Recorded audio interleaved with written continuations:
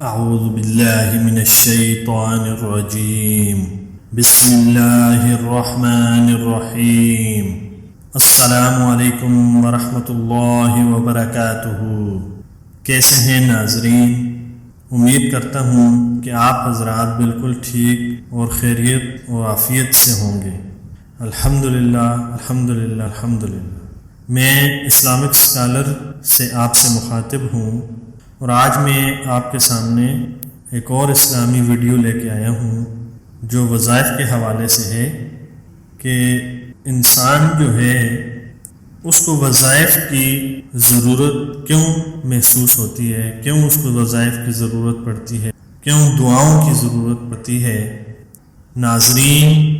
انسان اپنے آپ کو بہت بڑا اور ذہین اور اپنے اوپر اوور کانفیڈنس شو کرتا ہے، لیکن انسان بہت ہی کمزور ہے اور کبھی کسی ایسی جگہ پر جا کر اس کا ذہن پھنس جاتا ہے، اس کی طاقتیں جواب دے جاتی ہیں،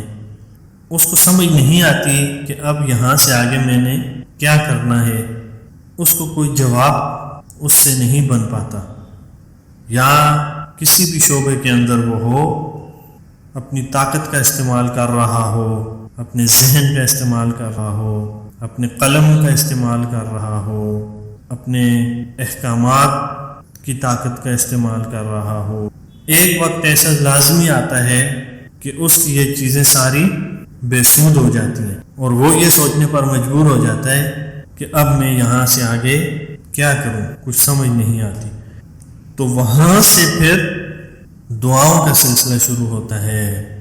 جہاں سے انسان کی سوچ اور اس کی طاقتیں اور اس کی سوچیں اور اس کی سمجھیں بوجھیں، اس کا علم، اس کی چیزیں یہ ساری ختم ہو جاتی ہیں، تب وہ ایسا شخص جو ہے وہ دعاؤں اور وظائف کی طرف آتا۔ حالانکہ جو شخص اللہ رب العزت کی مان کر چلتا ہے اسے کسی ٹھوکر کی ضرورت نہیں کہ اللہ کی طرف آئے، اللہ کی طرف رجوع کرے، بلکہ وہ اس ٹھوکر لگنے سے پہلے ہی اللہ کی طرف متوجہ ہوتا ہے اور اللہ ہی سے دعائیں، اللہ ہی کو اپنی مشکلات بیان کرتا ہے اور اللہ ہی کے سامنے ساری چیزیں رکھتا ہے اور اپنے اعمال بھی اللہ کے سامنے رکھتا ہے کہ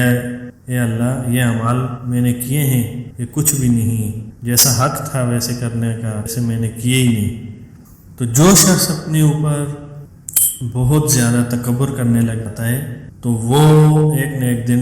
اس ہی چیز کے اندر ٹھوکر اس کو لگتی ہے، تو تب وہ وظائف کی طرف اور وظائف کی طرف آتا، لیکن اس سے پہلے آ جانا چاہیے۔ یہی اس کے لیے بہتر ہے، یہی اس کے لیے اچھا ہے کہ اللہ رب العزت کی طرف پہلے ہی آ جائے۔ اکثر اوقات گھریلو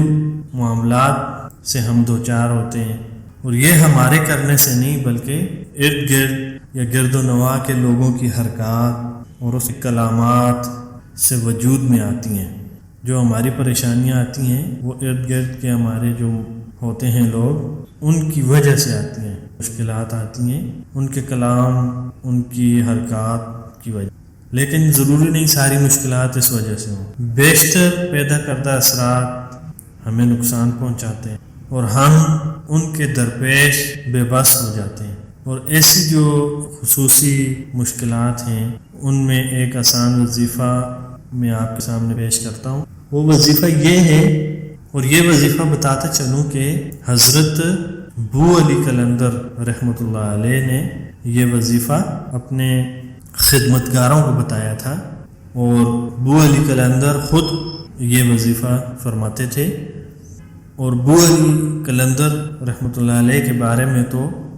سب جانتے ہیں کہ وہ کتنے بڑے اللہ رب العزت کے ولی تھے، بزرگ تھے، اور ان سے حضرت علی رضی اللہ تعالیٰ کی خوشبو آتی تھی، اس وجہ سے ان کو بو علی قلندر کہتے ہیں کہ حضرت علی کی بو والا شخص، حضرت علی کی خوشبو والا شخص۔ تو ایسے وہ اللہ رب العزت کے ولی بزرگ بندے تھے۔ تو وہ فرماتے ہیں کہ ہر روز نماز عشاء کے بعد 11 مرتبہ درود شریف پڑھنا ہے اور 51 مرتبہ 51 ٹائمز یہ والی آیت پڑھ لیں، لا الہ الا انت سبحانک انی کنت من الظالمین۔ یہ وہ والی آیت ہے جو حضرت یونس علیہ السلام نے،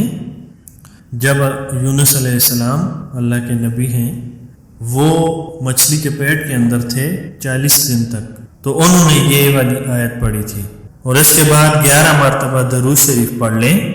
تو اس کے بعد اللہ تعالیٰ سے اپنی مشکل کی خصوصی دعا فرمائیں، تو اللہ رب العزت کے حکم سے کچھ ہی دنوں میں آپ کی وہ والی مشکل علم غیب، اللہ رب العزت کے غیب کے خزانوں سے حل ہو جائے گی۔ تو کون کون سی چیزیں ہیں کرنی ہیں؟ 11 مرتبہ درود شریف پڑھنا ہے، 51 ٹائمز لا الہ الا انت سبحانک انی کنت من الظالمین پڑھنا ہے، اور 11 مرتبہ درود شریف پڑھنا ہے، درود شریف۔ تو انشاءاللہ اللہ رب العزت کے پاک کلام اور آپ صلی اللہ علیہ وسلم پر درود کی برکت سے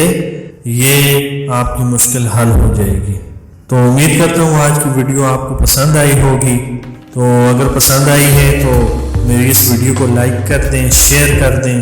اور بیل آئیکن پر لازمی کلک کر دیں۔ تو آپ کا وقت زیادہ لے لیا ہے میں نے، تو اب چلتا ہوں، انشاءاللہ حاضر ہوں گا نیکسٹ ویڈیو کے ساتھ۔ السلام علیکم ورحمۃ اللہ وبرکاتہ۔